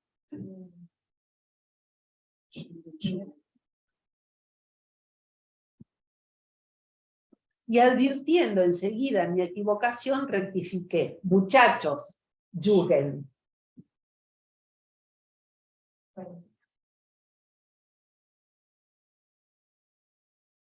Así pues, mi equivocación fue la puerta por donde halló salida la verdad y la expresión del reprimido valor de las propias convicciones.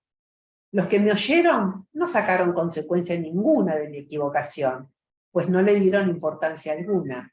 Pero yo, por mi parte, saqué de ella la enseñanza de que la fe de los padres no se deja negar impunemente cuando se es hijo y padre al mismo tiempo.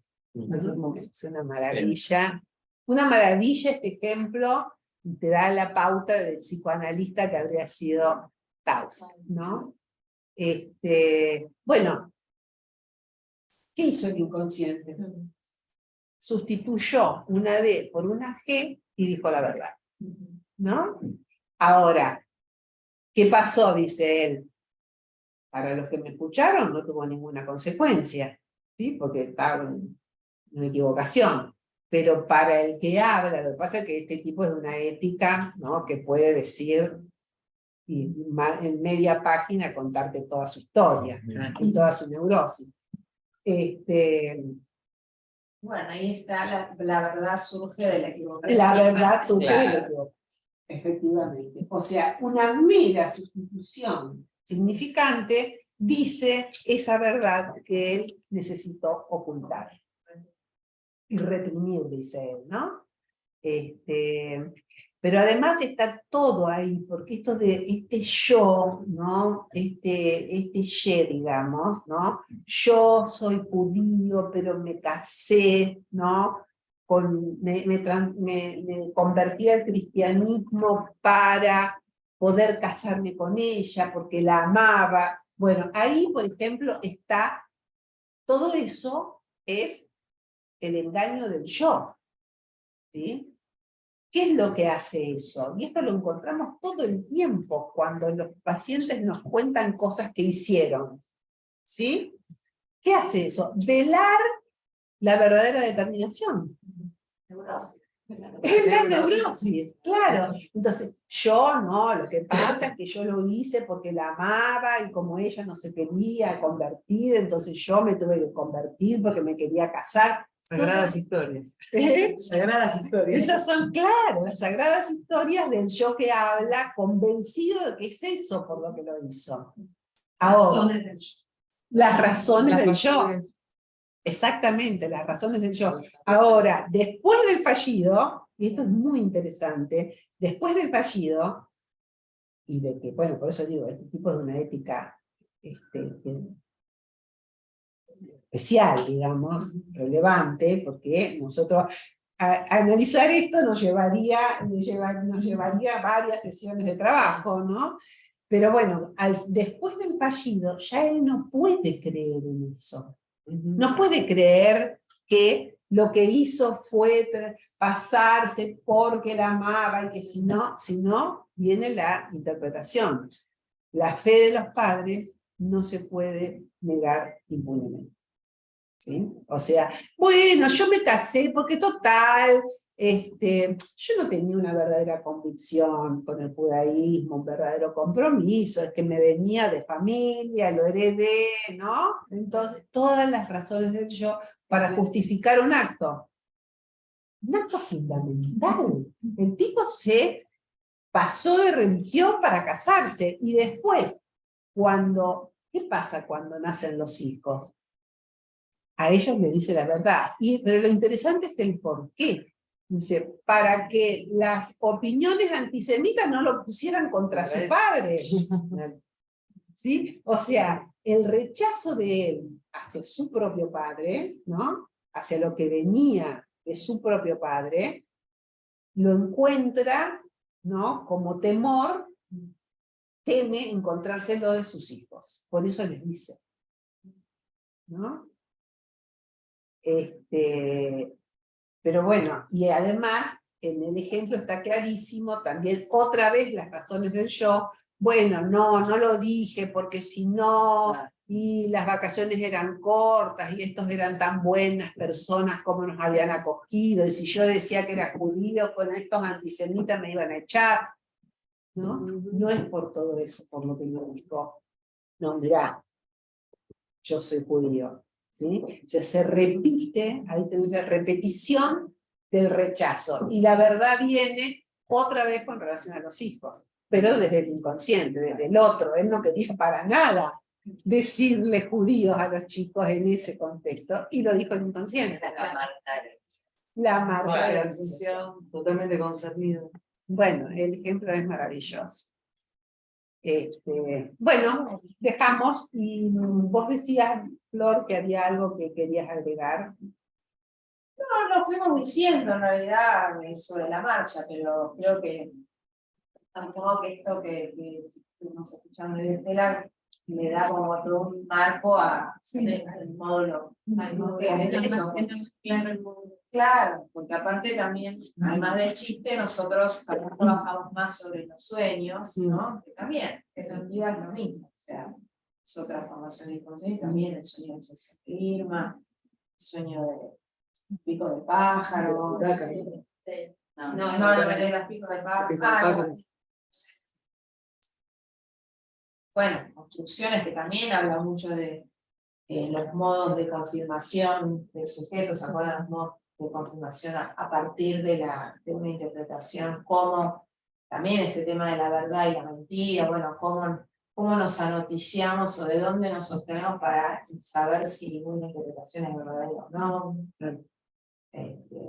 Bueno, también el ejemplito del jeque en alemán, pero bueno, ¿no? El G-Watcher, no sé si recuerdan, con la G y la J. El G-Watch se pronunciará, pero bueno, también ahí, bueno, eso era lacaniano. Era lacaniano. Sí.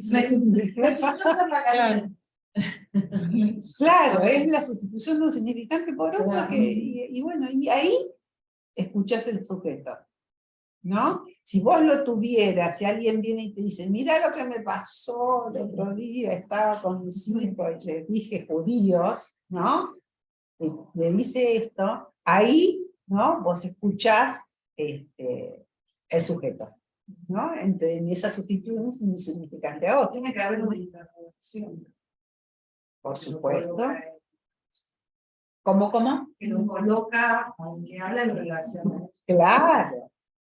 ¿No? Entonces, uno puede decir, ¿y qué pensás? ¿No?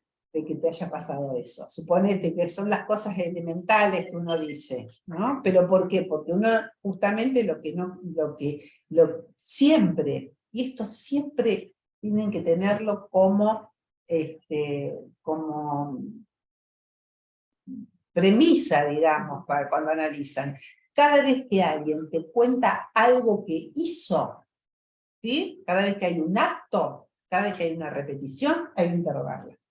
Como se pueda, ¿sí? A veces se puede más, porque ya ha tenido más un tiempo de análisis, a veces se puede menos, y hay que poner nada más que una pincelada, a veces uno le escucha, pero ya con escucharlo introdujiste una diferencia, ¿sí? En ese momento a lo mejor no puedes decir nada, por cómo está la resistencia, como lo que fuere que esté pasando en el análisis, ¿sí? Pero el hecho de escuchar que hay una repetición, o que ahí hay algo, ¿no? De una articulación de este tipo, ya implica una diferencia. Entonces, porque es eso, cada vez que alguien te cuenta algo que le pasó, que hizo, etcétera, te está poniendo en la escena analítica algo fantasmático. Siempre. O sea, uno interviene según el contexto del análisis como se pueda, pero que va en el sentido de lo que decía Laura, que se fue de interrogar, ¿sí? Algo que en última instancia es lo que Tauch mismo hace con su fallido, ¿no? Se interroga esa sustitución y dice, bueno, al final fue el fallido el que hizo, ¿no? El que declaró la verdad de las propias convicciones, poniendo incluso en cuestión esto mismo, ¿no? Su cobardía, digamos, ¿no? Hola, ¿cómo va? Pensaba que también engancha justamente por el módulo 2, por eso la charla hoy, ¿no? Sí, sí, claro. Perfecto. Engancha con el módulo 2. Bueno, y ustedes van a seguir trabajando la cuestión del significante también, ¿no? Pero no, respecto de la verdad, entonces, esto es, bueno, primero lo que decía Flor de los sueños, sí. Yo saqué el chiste porque todo el mundo me decía que ya lo habían leído, que por plomazo. Pero en realidad yo considero, hinchaba con el chiste y su relación con el inconsciente, porque yo creo que hay cosas de Freud que hay que leer y releer porque te cruzan la oreja, ¿sí? En cómo él interpreta algo, cómo interpreta un acto fallido, ¿no? Bueno, el seminario 5 de Lacan es el chiste. Claro, y bueno, todo lo que el jugo que le saca, Todo el pobre. que le saca Lacan al chiste, o sea, ¿No leíste el sí, chiste ahí? claro, sí, gracias Carolina por traer esto, porque sin el chiste no puedes entender el grafo. No se puede. El grafo del deseo está hecho sobre el chiste y su relación con el inconsciente.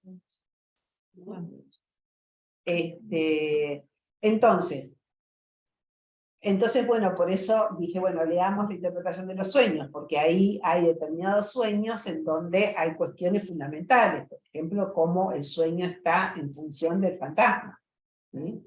O lo que Freud llamaba fantasía inconsciente, ¿no? Pero bueno, la cuestión es que para Freud, esto que decíamos de la cuestión del sentido y la verdad, ya ven cómo se complica y cómo adquiere otra dimensión para el psicoanálisis, ¿no? Porque el medio hecho de decir Freud, el sentido es inconsciente, ¿ya se dan cuenta la transformación que supone del sentido común, que el sentido sea inconsciente, o que el saber sea inconsciente, lo que decíamos la otra vez, ¿no? ¿Cómo hacer sentido inconsciente? Y que la verdad sea inconsciente. Todo esto ya implica un contexto de discurso que solamente si sos psicoanalista. Solamente si sos psicoanalista, si no, esto no tiene consecuencias en los otros discursos sociales, ¿no? O científicos. Por eso es muy importante que siempre defendamos la originalidad de nuestro discurso y de nuestro hacer, porque no existe en el mundo, ¿sí? No existe en el mundo esta concepción de la verdad, del sentido, etc. Cada vez que Freud dice deseo inconsciente, sentido inconsciente, verdad inconsciente, saber inconsciente, está poniendo en cuestión cada uno de sus términos. Ya nada quiere decir lo que dice el primer término. Y esto es lo que le lleva a Lacan años sacarle las consecuencias, ¿no? Y decirle, escuchen que esto tiene es algo completamente diferente, ¿sí? Y es nuestra responsabilidad darle consecuencias y llevarlo cada vez más a un punto de formulación, ¿no? Particular y específica con el contexto actual de discurso. Por eso es que Lacan se vale de todo. Hoy estuvimos dándole la vuelta a la filosofía del lenguaje, a la lingüística, etc. Pero así con la matemática, con la lógica, con los nudos, ¿no? Se mete con todas esas cosas, al principio con el estructuralismo también. Bueno, pero lo que quiero decir es que entonces volvemos a encontrar en un sentido completamente distinto al de los neopositivistas, volvemos a encontrar un entramado entre sentido y verdad. ¿Sí? No están separados el sentido y la verdad. ¿Sí? Porque para Freud, encontrar el sentido inconsciente es la posibilidad de la producción de alguna verdad que nunca va a ser absoluta.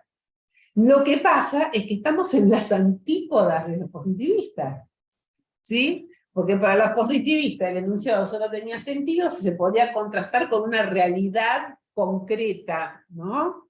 Y acá lo que decimos es que, articulando algo del sentido inconsciente, se produce una verdad que no se puede confirmar. Por eso lo de la conjetura y la convicción. Del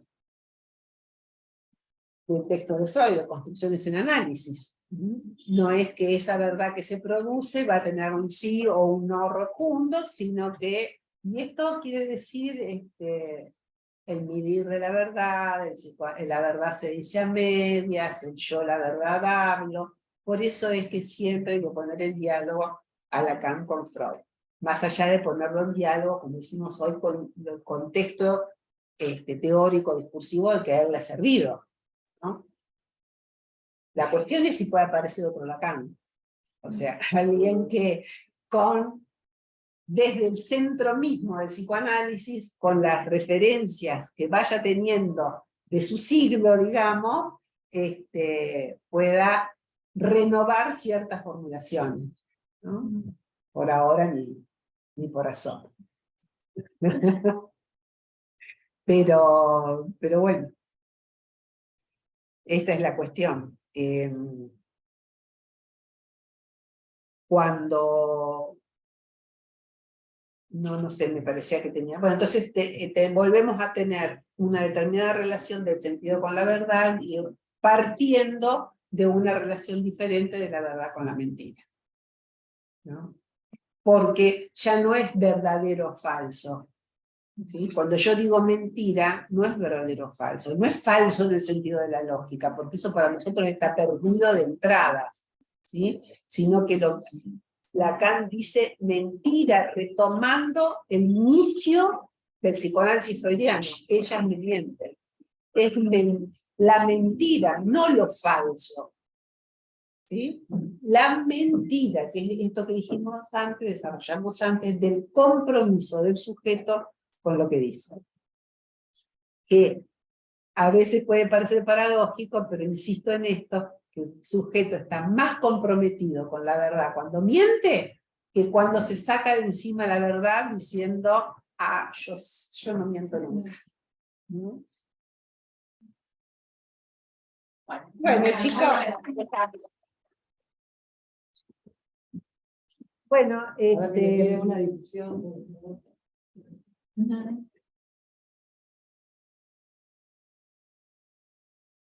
¿así posando era? Sí, porque saliste con los ojos cerrados, cierro.